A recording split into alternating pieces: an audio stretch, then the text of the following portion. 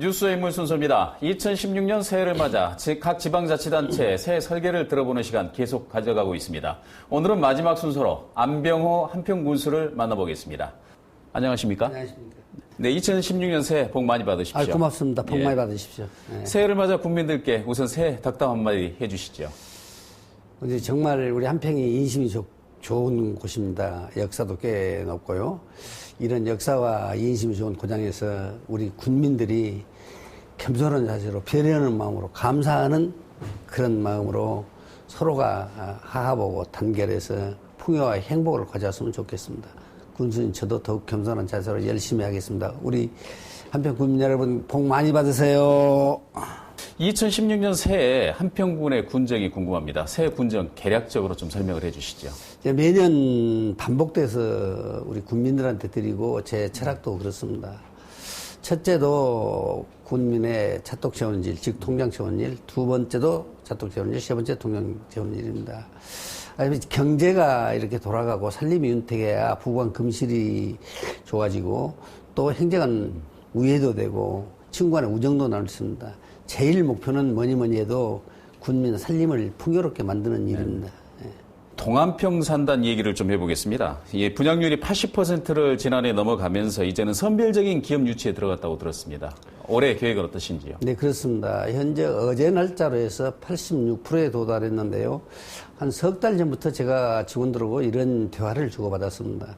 분양이 좀 그때 한 70% 됐을 텐데요. 분양이 좀 적어졌다고 군민들이 원망을 하거나 타 어떤 언론을 중심으로 한 타 기관에서 좀 비아냥거리더라도 그 비난은 군수님 내가 다 감수하겠다.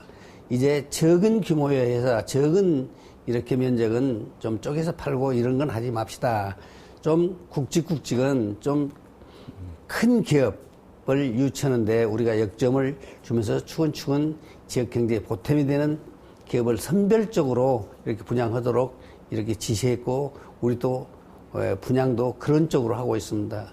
어제 날짜로 86% 아주 경이적인 이런 분양률입니다.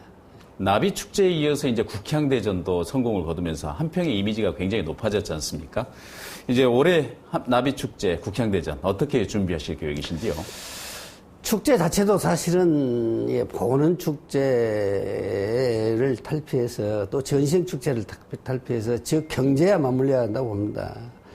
아무리 축제가 화려하고 폼이 나더라도 지역 경제에 보탬이 안 되는 축제는 공이 연속을 해서 안 되고 또 내용적으로도 그 알찬 그런 프로그램이 아니라고 저는 보거든요.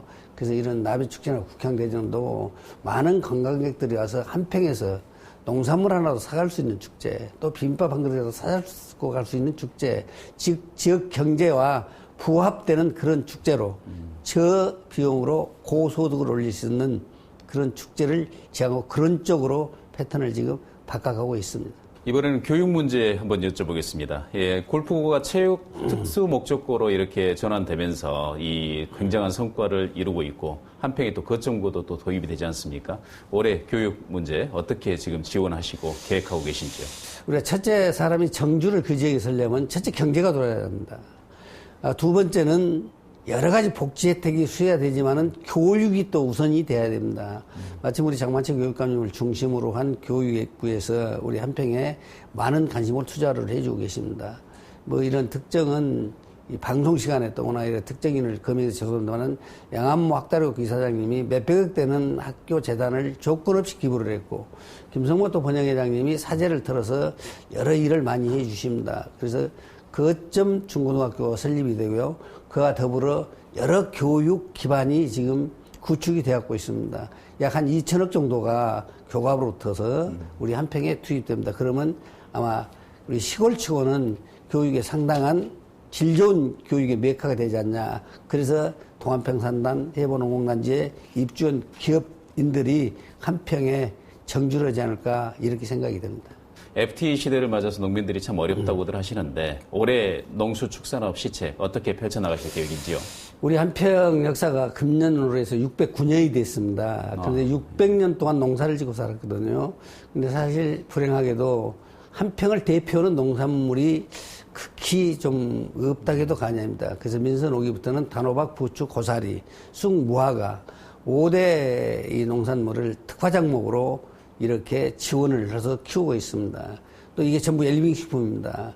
한 품목 말씀을 드리자면 단호박 같은 경우는 작년에 순생산량이 약 90억 정도 됐습니다. 또 일본에 수출도 일정 부분 했고요.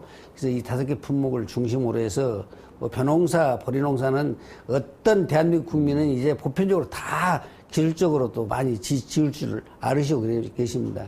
즉 같은 평수에 소득이 되는 또 도시민들이 한평농산물을 찾을 수 있는 이런 품목 개발해서 농사를 지어야 하고요. 더군다나 중요한 것은 소비자들이 친환경 또 무농약, 유기농 이런 걸 찾기 때문에 그런 쪽으로 지향해야 할 그런 계획입니다. 마지막으로 올해 반드시 이것만은 꼭 이루고 싶다 하는 정책이 있으시다면 어떤 건지 소개를 해 주시죠. 동안평산단을 금년에 100% 분양해서 우량기업, 좋은 기업들이 우리 동안평산단에 오면 참 사업도 잘할 뿐만 아니라 그게 얻어지는 부가 우리 군민에게, 우리 한평군에 이렇게 보탬이 되는 거기에 역점을 두겠습니다. 네, 장시간 말씀 감사합니다.